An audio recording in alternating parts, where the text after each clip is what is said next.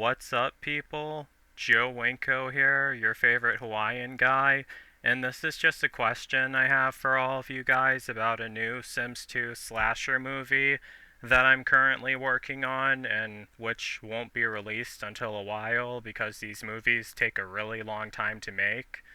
However, I'm also going to be explaining a lot of other stuff before I get to the main point of this video, so just try to bear with me. I have chapters and timestamps if you want to skip to it, but yeah. But the first thing I want to say is that I actually was not born in 1978, as the poster for this specific movie I'm talking about says. The reason why it says 1978 is because I wanted this movie to take place in 2007. This movie is going to be called The Riverman, and let me tell you what it's about real quick, because it's based off a crazy dream that I had. Like all my other movies, it's going to be starring me, Joe Winko. I'm supposed to be 28 years old in this movie, but I'm definitely not playing a nice character in this movie. So, what happens in this movie is I'm supposed to be 28 years old. Joe Winko is supposed to be 28 years old, and he's living on his own in a redneck hillbilly town in northern Florida, and he's completely estranged from his adoptive family. I think that's the correct way of pronouncing that word. Completely estranged from his adoptive family, kind of like how I am in real life, except at in this movie it's supposed to be like much worse and more overly exaggerated. Like Joe is supposed to have a serious hatred towards all the members of his adoptive family, kind of like I do in real life, except this movie it's supposed to be much more over exaggerated and much worse. And Joe Winko is also supposed to be extremely mentally unstable in this movie. And I am mentally unstable in real life, but in this movie, it's supposed to be an extreme level of mental unstableness. But he's still high functioning and everything, like I am in real life, except he just gets much crazier in this movie, and he's much more evil in this movie than I am in real life. What ends up happening is Joe ends up having a dream that he's going to die, and he keeps getting visions that he's going to die. I haven't really thought of exactly how he would know this yet, because he's not supposed to know exactly how he dies, but he starts sensing that soon he's going to be dying. And when he starts sensing that he's going to die, he calls up his adoptive family in Wisconsin and he tells them that he's going to be dying soon because he's having visions and he's sensing that he's going to die. And he tells his adoptive family that when he dies, he does not want to be buried in their family plot because he hates his adoptive family. He's not part of their family at all and he hates all of them. So he tells them that when he dies, he wants his body to be cremated and he wants his ashes scattered into the Ohio River, exactly as I do in real life. But his adoptive mother tells him that she's not going to scatter his ashes into the Ohio River. His adoptive mother and his adoptive father tell him that they're not going to scatter his ashes into the Ohio River. They insist that they're going to bury him in their family plot back in Wisconsin. And this pisses Joe Winko off. So after that, Joe Winko casts a spell on himself, a really evil genomic spell on himself, because he's supposed to be even more unhinged and crazy in this movie than I am in real life. He casts a spell on himself where if his final wishes are not met, if as in he's not after he dies, his body isn't cremated and he's not scattered into the Ohio River like he wants to be, his body will reanimate and he will hunt down and murder all of those who didn't follow his final wishes, aka his adoptive parents and his adoptive family. But in the movie, he ends up killing a lot more people than that, but I'm getting ahead of myself. So then, in April of 2007, Joe Winko ends up getting killed by a tornado. And he is torn apart by this tornado, horrifically mutilated by this tornado. This is what he's going to look like. So this is a drawing that I did of what I imagined I would look like after being killed by a tornado. A lot of his flesh is supposed to be torn off of his body from the sandblasting effect from a tornado, and I kind of was inspired by the movie Pet Cemetery, the ghost in Pet Cemetery. That's kind of what he's going to resemble. I mean, this is going to be in The Sims 2, the parts where he's dead, because I don't have a high enough budget to do like undead effects like this with live action shots. But he's kind of going to resemble the ghost from Pet Cemetery, this guy, except he's going to be far more mutilated than that, because another thing I was inspired by was The Walking Dead, and also when Jason was unmasked in Friday the 13th Part 7. So that's when Jason was unmasked in Friday the 13th Part 7. He's gonna look like that. Like, much more of his bone is going to be exposed in his face. I mean, he still has both of his eyes, because he needs really good eyesight so he can catch and kill his victims. Yeah, that's what he's gonna look like, except he's not gonna be decomposed. He's just supposed to be severely mutilated, but he doesn't decompose at all because of the spell. Another thing that I wanted to clarify in this video is that people who get injured by violent tornadoes or people who get killed by violent tornadoes, the injuries caused by tornadoes are much worse than people usually think. You have to remember, tornadoes are like violent spinning winds. They pick up anything. The winds can be up to 200 to 300 miles per hour, and they pick up dirt, and it's like being in a blender, really. So the sand blasting, that's why a lot of chunks of Joe Winko's flesh are missing in that drawing.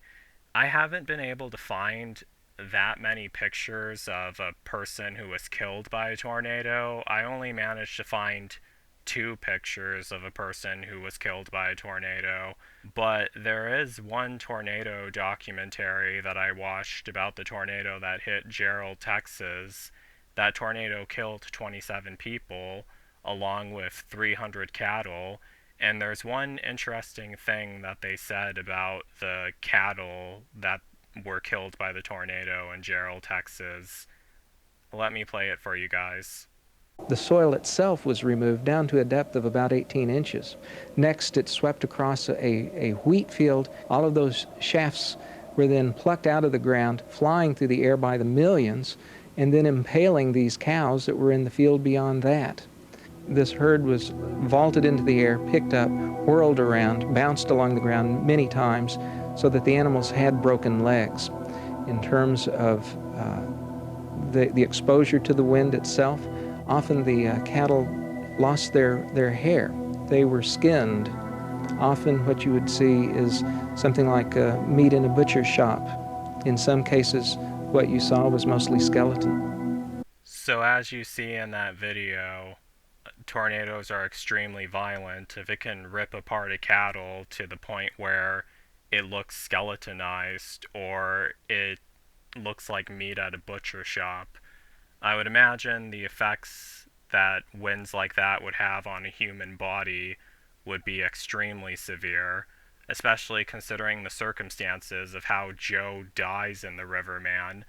The tornado catches him off guard while he's outside, and he gets ripped apart by the tornado, as you see in the drawing. So yeah, he's directly exposed to the tornado's winds. And I will say this: if I ever died and my body was that badly mutilated and my adoptive parents didn't have me cremated, I would be so pissed off. I mean, well, I'd want to be cremated anyway, but I would be so pissed off if my body was that badly mutilated and they just had me buried. But we're getting off topic.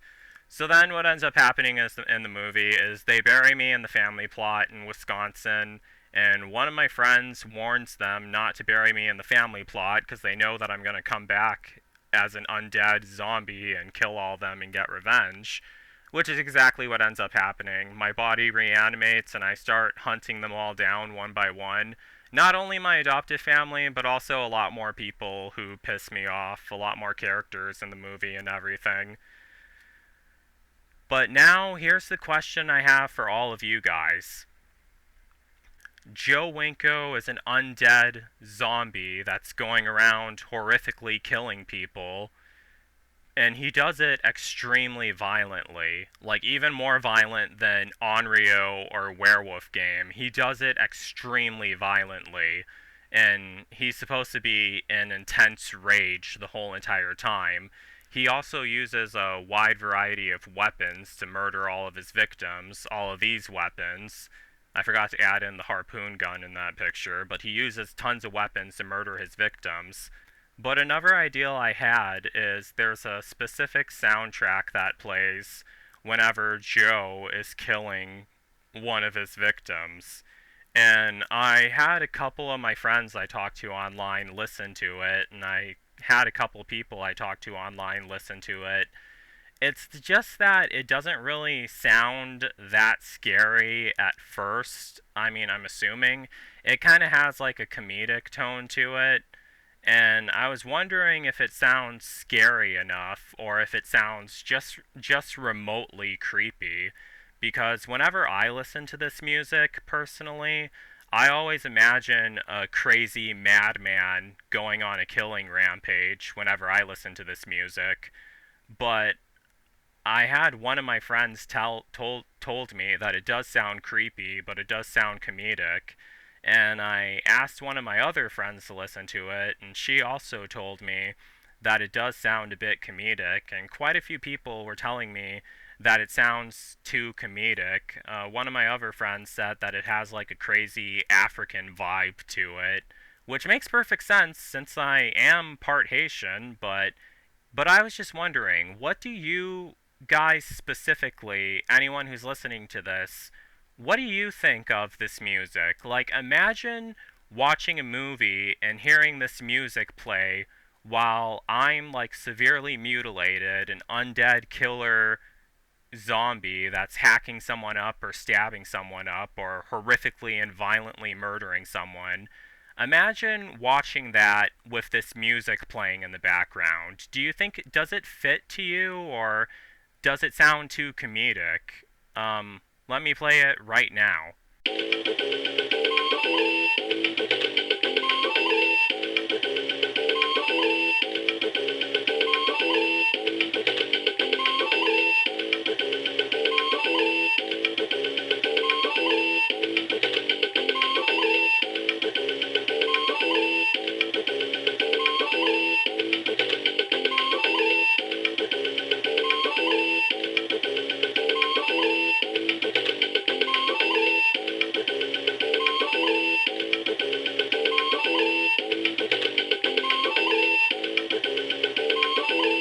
Okay, so that was the music that's going to play whenever Joe Winko kills one of his victims in my movie, The Riverman.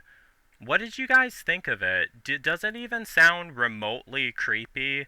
Because I'm really dead set on using it because I feel like that fits like perfectly well, and yeah, like it. Whenever I listen to that music, I always imagine a crazy madman going on a killing rampage and like violently murdering someone. Really, because the death scenes aren't really supposed to be. They're definitely not gonna be like instant fast death scenes in the Riverman. I mean, some of them will be fast death scenes. Some of them kind of die instantly, but most of them do not die instantly. They're gonna be drawn out really, and it's gonna be like rapid. He doesn't like slowly murder his victims. He like horrifically and fastly murders his victims, as in he's like hacking them up several times with a machete or a knife or an axe. Well, an axe or a knife, or he's beating them to death or something like that. Imagine that while that music is playing. Do you think it fits, like an undead Joe Winko violently murdering someone with that music playing in the background? Does it fit to you? So yeah, that's my question that I had for all of you guys. Please let me know in the comments of this video. And that's basically it. Stay tuned for the Riverman. It's going to be a long time till I have it done, but it's on its way. But yeah, and another thing, don't forget to sign up for BitChute, Rumble, and Odyssey because I want to start posting my videos on other sites besides YouTube because YouTube is getting too stupid and strict with their rules. So yeah, that's basically it. Don't forget to like, don't forget to comment, don't forget to subscribe. Don't forget to follow me on BitChute, Rumble, and Odyssey. And don't forget to follow me on Twitter and Instagram and like me on Facebook. And that's basically it. Peace out, people.